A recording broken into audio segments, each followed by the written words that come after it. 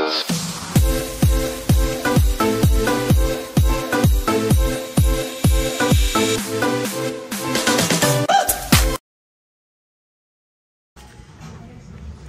up mga Kristines, me again Patrick Patricio. Okay, so for today's video guys ay nakikita nyo sa inyong harapan yung napakalinis na kadena. Okay, so syempre vice versa lang, ano lang yan, sobrang daming kalawang, diba? So meron akong gagawin or experiment na rin, kasi meron akong napanood na isang vlogger din, parang tungkol siya sa yung motor. So related din siya dito sa kadena, kasi ginamit niya dun is kadena ng motor naman. At ang gagawin natin ay maglilinis or experiment natin yung ginawa niya. So ito yung kadena ng Trinx, pero lumang-luma na to. Ito yung pinagpalitan. Okay, so tingnan natin kung effective yung tough yung panlinis ng kubeta. Yan, so nataon na meron si mama dito, so humingi muna ako ng konti. Okay, so ngayon titingnan natin kung effective yung tough, kasi pa naglilinis nga si mama ay napakatapang ng banyo after niya maglinis. Okay, tapos ngayon babasahin ko muna tong portion na to, hindi naman lahat yan, para may compare din natin kung effective nga. Ito ay nakatambak na to, so ngayon babasahin ko muna to para lalagay na natin tong tough. Okay, wait, basahin muna natin. Ito lang. Yan.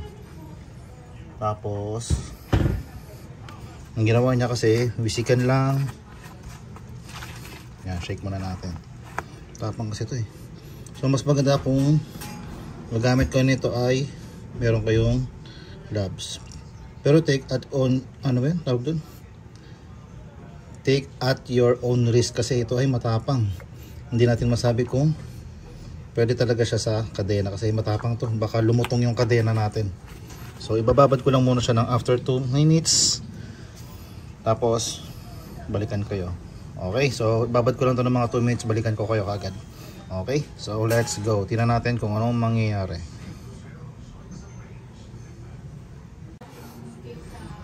So ayan, so after 2 minutes ay babanlawan na natin siya, or kikis-kisin na natin siya ng toothbrush.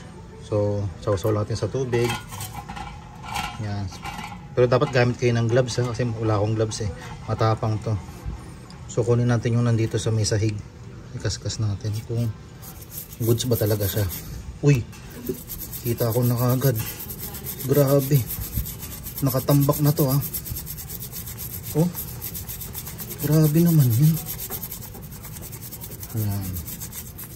2 minuto lang yun. Kasi hindi ko na sinagad ng matagal talaga, kasi hindi natin alam yung mga chemical nito eh. Baka lumutong yung bakal natin and hindi natin alam. Kaya take at your own risk na lang. Yan, diba? Kailangan kumbaga mabilisang linis lang to. Pero grabe Para pa kaya kung steel brush pa yung ginamit mo. Toothbrush lang to. Balik try natin. Tigas. Ayun dito, yung part na to. Sausaw sa tubig, kuha ng chemical dito.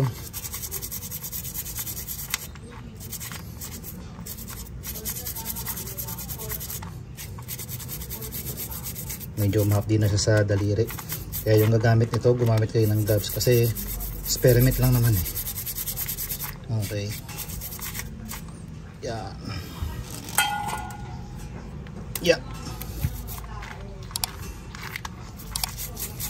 Dalawa natin. Tignan natin kung goods na. Ayun Grabe effective siya. Tanggal talaga yung kalawang niya. Take note, solid na kalawang yan. Ayun Kita nyo naman yung diferensya niyan. So hindi ko na nilinisan todo, kasi experiment lang naman. So pinakita ko lang sa inyo na effective talaga siya. Pwede siyang gamiting panlinis, pero alalay lang talaga sa paggamit, kasi hindi natin masabi kung yung mga chemical ng toilet cleaner matatapang.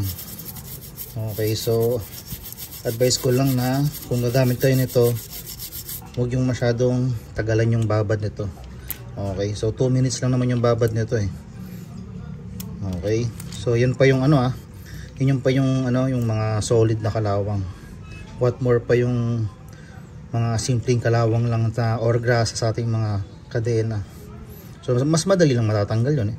Ito kasi ay an example ko lang. So effective siya guys, no?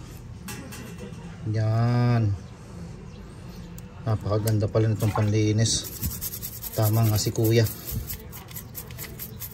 Yan. Oh, gawin natin ano. Lagyan natin dito. Yan. Tapos dito. Oh. Di ba? Para mas makita. Mapdi lang sa kamay. Kaya ingat-ingat sa paggamit nito. Gamit ng gloves. Lalo sa mga bata. Kung naglilinis man tayo ng ganito. Ayan. Kita nyo naman yung diferensya. Ayan. Ayan. Okay. So ito yung nilinis natin ng tough. Ito yung kalawang. Ito yung dati or before, after. Okay. Ito yung before, after nya. Okay. So meaning to say, effective tong tough toilet bowl cleaner. Yan.